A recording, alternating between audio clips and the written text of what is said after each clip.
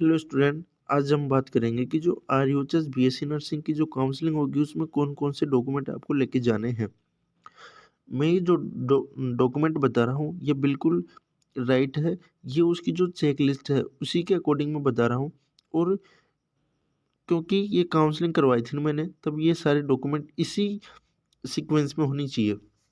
और डॉक्यूमेंट को अपन जब फाइल में रखेंगे ना, तो जैसे वो चेकलिस्ट आपको, या तो जब आपको जो कॉलेज अलॉट हो जाएगी, या तो आपको ग्रुप से जोड़ देंगे व्हाट्सएप पे, तो उस पर चेकलिस्ट आएगी, तो आपको उसके अकॉर्डिंग सारे डॉक्यूमेंट जमाने हैं।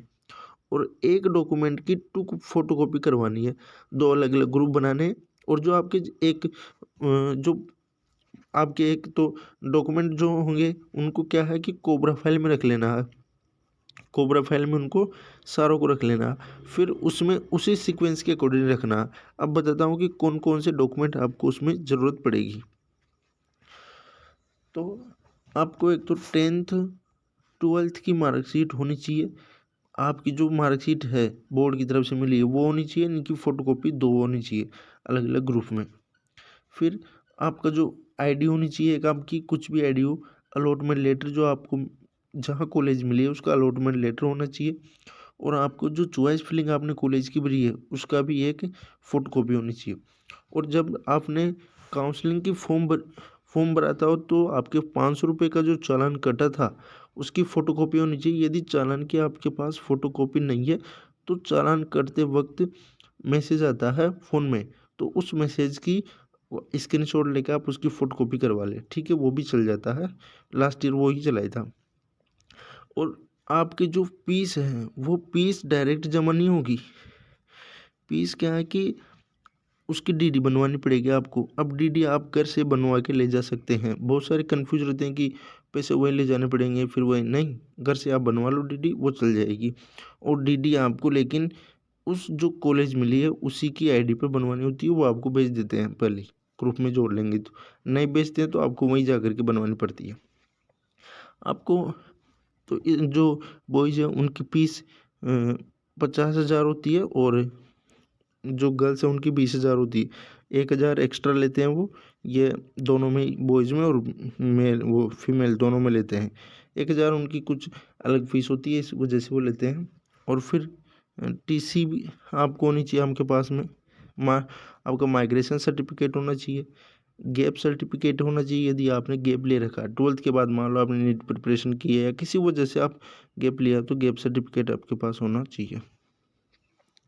आपके पास ये सारे डॉक्यूमेंट के बाद में क्या होना चाहिए कि दो आपकी फ़ोटो होनी चाहिए। 3 आपकी फ़ोटो हो, 3 आपके जो फादर है उनकी फ़ोटो होनी चाहिए। कास्ट सर्टिफिकेट आपका होना चाहिए प्रॉपर, और उस कास्ट सर्टिफिकेट की 2 फोटोकॉपी होनी चाहिए। जैसे कि SC ST MBC वालों का इनका सर्टिफिकेट होना ज़रूरी है। OBC और जो जनरल में उनका कोई सर्टिफिकेट नहीं होता, ठीक है। और एड्रेस जो सर्टिफिकेट होता है आपका मूल निवास, वो आपके पास होना चाहिए, उसकी फ़ोटोकॉपी होनी चाहिए। और ये सारे डॉक्यूमेंट होने चाहिए। अब बहुत सारे जनों को कंफ्यूज रहता है कि एफिडेविट बनवाने पड़ते हैं। एफिडेविट क्या होता है कि ये कलेक्ट्री में बनते हैं। तो आप एफिडेविट यदि आपके पास ग्रुप में, मान ली कॉलेज वाले क्या है कि ग्रुप में जोड़ लेते हैं, जैसे आपको सिलेक्शन होगा तो ग्रुप में जोड़ लेंगे और उसमें चेक लिस्ट भेज देंगे, और उसी में आपके एफिडेविट भेज देंगे। तो आप एफिडेविट को आपकी जो कलेक्ट्री है जहाँ आप रहते हो वहाँ बनवा सकते हैं, यदि उन्होंने आपको सेंड कर दी।